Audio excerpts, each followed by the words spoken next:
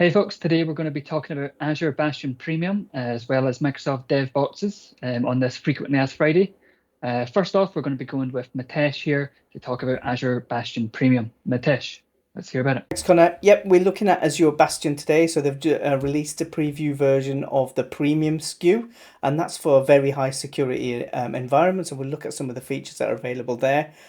Previously, you didn't need a public IP for your virtual machines in Azure, and now you don't need one for your Bastion as well. So you can do that all internally. So the reason is then you can take advantage of some of the features that Bastion offers, and one of those features right now in the premium SKU is session recording. So if you're in high security environments that you will need to, highly regulated, or if you've had a cyber breach or attack. You've got actually session recordings of what's been happening on your virtual machine infrastructure. So that can be really useful for forensics, auditing, and compliance reasons. Yeah, that sounds really great. What are the how are we setting this up? How does it differ from regular Bastion? So you'll see a new a SKU in your so let's say if you do it through the portal, you'll see the developer, which is actually a free version as well. So it's kind of a shared resource.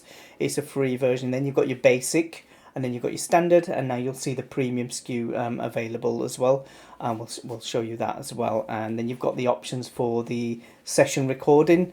I think what we'll do in the demos, we'll also show you how to set that recording up. So you've got to set up a storage account, and then you've got to set up your access tokens in your container, link that to your Azure Bastion Premium, and then it will save your session recordings, and you'll get the option to see the session recording as you need to in terms of your compliance requirements. How much is it? Is it fairly more expensive this new SKU, or what are we looking at? Yeah, so I think we're looking around 26 cents, which is I think is around $200 a month for the standard one, and this one then goes up to about $320 a month. That's the pricing at the moment. It is in preview. It's not listed on the pricing calculator as yet, but it's kind of what the co-pilot was telling me earlier. So it is. I don't see the price announced, but we think it's going to be around that much. So about another 50%. Yeah, and what kind of use cases would you see for the premium SKU?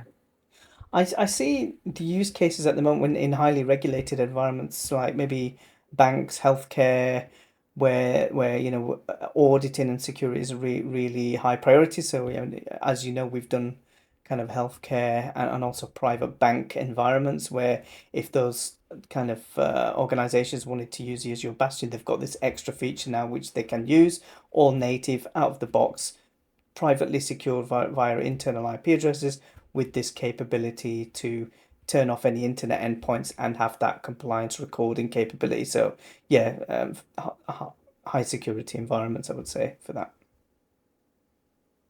So what is it that you've been looking at, Connor? I hear you've been looking at DevBox. So do you want to tell us a little bit about that? What have you found out about it? Yeah, so be talking a little bit about DevBox, and so we'll kind of just start with what is Microsoft DevBox. So the very wordy answer to that is that it's a kind of a customizable platform that gives developers self-service access to predefined cloud workstations. Just a lot of words, but essentially what you're doing is you're giving you developers, cloud workstations to be able to jump onto to do their work. And the self-service aspect is about allowing them to essentially generate these workstations themselves. However, they will be generating them off these sort of predefined steps that you as a platform engineer have sort of set out for them. Okay, so can the developers install whatever dev tools they want, or is it pre-installed depending on what we select at the creation time or anything like that? Yeah, so you can kind of define a lot of that. So you can have images that have, all your tools already installed, Okay. access, to various libraries or binaries that you need for sort of projects. We'll talk a little bit about how these are split up and how these are defined. Okay. But yeah, and this is all at the end of the day managed through Intune. So any, security, any control there you want to enact over these workstations, you can do via Intune. So, for example, if you wanted to have all of your predefined tools already there and not allow the install of any of our programs, you could obviously totally do that with like Intune. And what other components do we need to know about? And uh, is it similar to AVD? Do we have pools and shared hosts and that kind of things?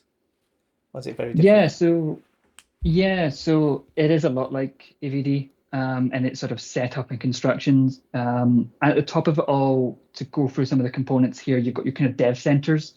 This is sort of your bigger box that holds everything else. You can almost think of these like an office or a department, depending on perhaps how you wanted to split these up. Because within your dev center, you then house your projects.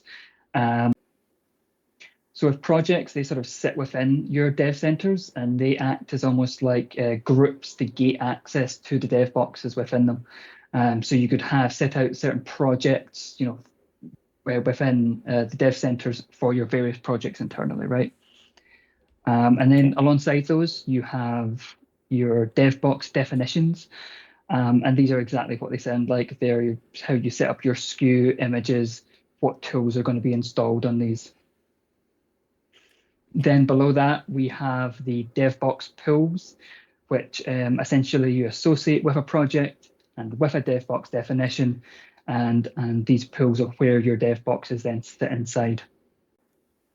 But who creates them? Can the developers create them themselves? Is it like a self-service type thing? Yeah, so at the end of the day, you as a platform engineer aren't really the one creating the VMs. You're Okay. creating the pools and the definitions that the VMs are going to be created by. But it is then your developers who log on to a portal and essentially say, "Hey, I want to go generate me, a new workstation in this pool underneath this project," and then Nice. that VM will go and get created. Um, so yeah, it's kind of nice in that way that they can go and create whatever VM they want. Yeah. And obviously you can have multiple pools under, a single project. So, it could be a case that, maybe they need to work with multiple tool sets across multiple virtual machines. They can go and, set up and spin up those virtual machines. So you could have a specific one for like data engineers and another one for like infrastructure engineers and might have completely different tools or database administrators and stuff. All right, cool. And what Yeah, about exactly. governance of these environments and networking and security and stuff like that? How does that work? Yeah, so with networking, you do have the option to do like Microsoft hosted networks. So they will host those VMs Okay. once they spin up on their own fully managed networks. And that comes with all the sort of hands-off ease of use as you might imagine. Or you can do the more traditional sense where you are bringing your own networks and having these virtual machines spin up within your networks and your Yeah. subnets. And obviously, again, that's going to bring all the control to your environment, with all your user-defined routes, your NSGs, your firewalls, as well as access to all of your other resources within Azure and also potentially on-prem, depending on how your environment's set up. And what about authentication? How does that work? Yes, so you've got full kind of you can intra join, join these Okay. devices or hybrid join them, and have the full sort of intra ID authentication that you'd expect. And all of these devices are also controlled by Intune. So all the workstations when they spin up get essentially added into Intune Oh, and can be nice. managed through various group policy, config profiles, everything that you have in Intune, any security that you already have set up there for your on-prem workstations or anything else, you can immediately apply to these or obviously set up new ones. So all that power and control you've got for Intune, you have for these workstations as well. Brilliant.